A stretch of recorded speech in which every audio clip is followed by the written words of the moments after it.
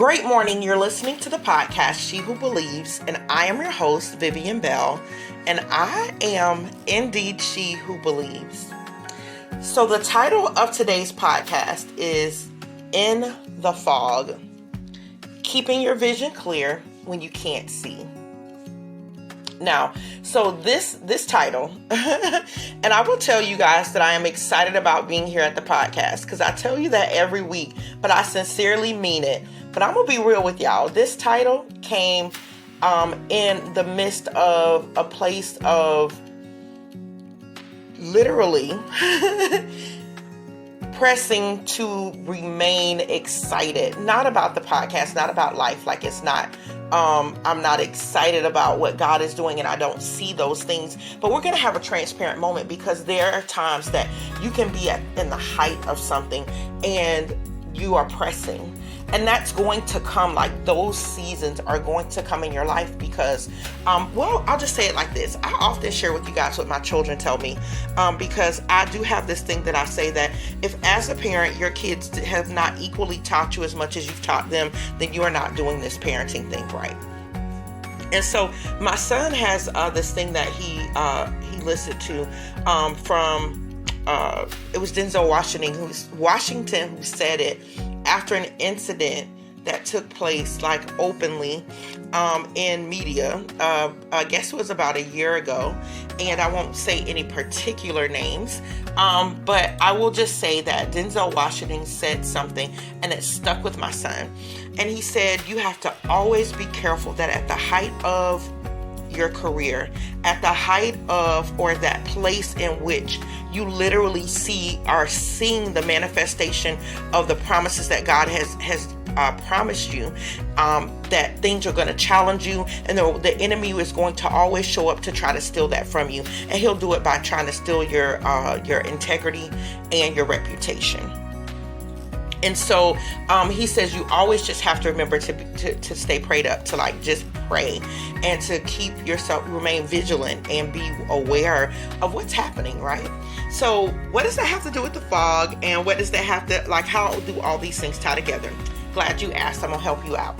So yesterday morning, I was driving my son to an appointment, and it was literally extremely foggy. Like literally the fog was crazy.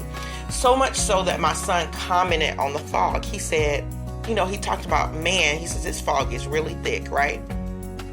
And I was like, yeah, it is.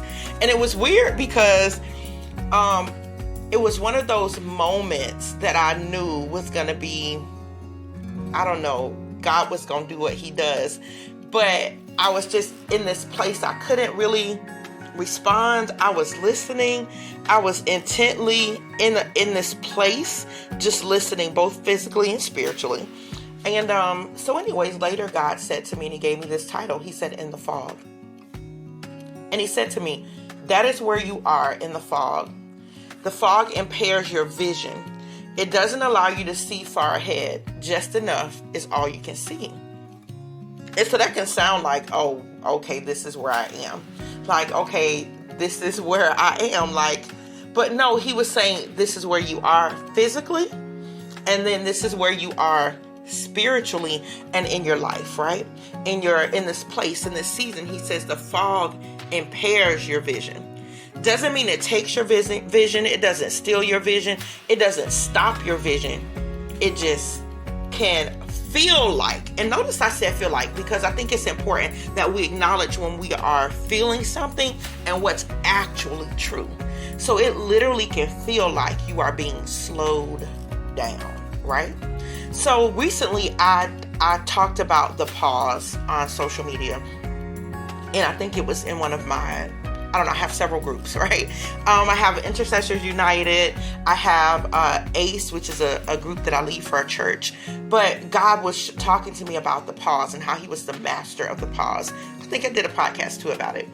And so anyways, there are times where God will pause you, or you feel like, oh my goodness, another pause. But he's really lining you up. The pauses are necessary because God has steps ordered for us, right? He has people aligned in certain areas. He has places we need to be, and we can't arrive at those places too late, and we can't arrive at them too early, because if we get there too early, we're going to miss that moment that you ever just knew you had a moment, and that moment needed to happen and show up, and like it was significant, and it was going to be something that changed things, right? So you got to have that moment. So there's strategy involved in it, right? So the fog impairs your vision, or it feels like it's slowing you down. And it may be slowing you down. He said, yet the fog doesn't change the destination nor the end goal. Now think about that. If you're driving from one place to the other, you got to go to work, you have an appointment like we did, whatever it is, you still need to get where you need to get regardless of this fog, right? So what does the fog teach you? Lord, I thank you. So what does the fog do for you?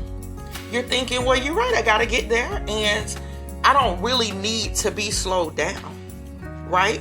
So we got to be careful not to get in our heads, whether it's driving on the road or driving forward into our destinies. Like, we can't get to a place where we believe that this fog has power, right? Remember, I said it appears to impair your vision, right? It seems like it's slowing you down. But the reality is, again, your destination is still your destination, and the end goal is still the end goal. The fog can't change that.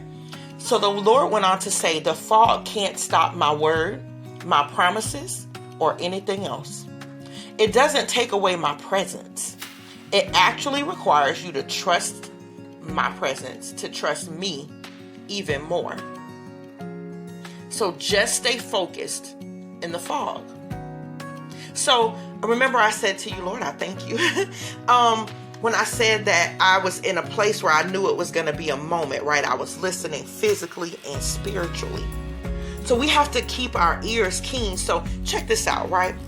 If you ask a person who's blind or whose vision is a little bit impaired, they will most likely tell you that they just have to, that their other senses just had to step it up, right? So they had to be a little bit more intent with utilizing other senses. And it's something that happens automatically. Like a blind person who, whether they could see before or couldn't see, never saw, and they have to maneuver around and get around, they have to count on their other senses, right? So as I'm talking to you now, I'm recalling one of our assistant pastors was telling me about an older gentleman and his wife that they were blessed to be able to take care of and, shepherd their affairs on earth while they both were still here. And he told me about how, Lord, I thank you. He told me about how he knew that the person's vision was, somewhat impaired because he was up there in age, and he had known this person since he was a child. And he talked about how he thought that the gentleman could see way better than he could because the gentleman got around really well. He could get in and out of a townhome that him and his wife lived in. He can get on the elevator. He could get down to the car for him to pick him up. He can do all of these things until it was time for them to move them to a different location. What he discovered is that this man had memorized how many steps from the bed to the dresser, from the dresser to the bathroom, from the bathroom back to the closet, from the closet to the front door, from the front door to the elevator. And he memorized so well the button that takes him to the bottom floor, and the one that would take him to the dining room, and the one that would take him wherever he needed to go. He didn't need to actually see the numbers in the elevator to get to the destination. Oh, Lord, I bless you. He didn't have to see it clearly, right? He could see like right in his face, like literally hand in face, he could see it.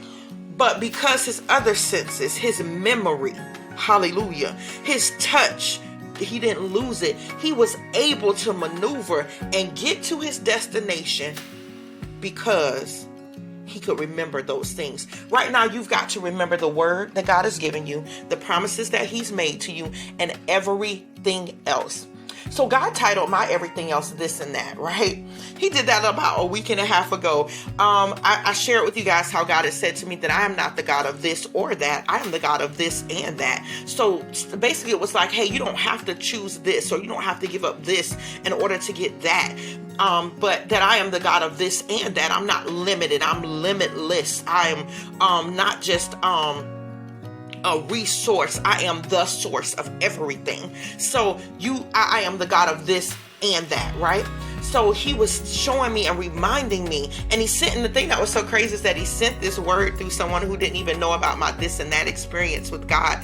And she said, God is taking care of this and that for you. She goes, and I'm so excited about what God has said to me for me to share with you that she's like, I could feel the Holy Spirit still now, even after praying to God for you, that I'm the God of this and that. But he also told me, he says, I'm the God of this and that and some more, right? So we've got to remember what God said, even when we can't see his hands moving. One of our most amazing worship leaders, Tim George, he sings this song, and it's not his song, and he don't have the rights to it, but there's a way that he sings this song. There's a song, and the words are like, even when I don't see it, I know you're still working. Even when I can't feel it, I know you're working, right? And so we gotta know what's working even when we can't see it. So God said to me this. He said, stay focused in the fog. In the fog, you will get nervous and start speaking about what it looks like, or be tempted to speak about what it looks like. Or you can keep on driving, knowing that soon the fog will clear. Your path will be straight, and you'll realize that it was never as bad as it seems.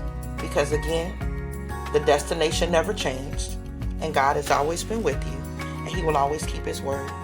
So, even if you have to slow down, keep driving. You've listened to the podcast, She Who Believes, and I am your host, Vivian Bell, and I am indeed she who believes. God bless you, and may you operate in clarity of vision even when you're in the fog.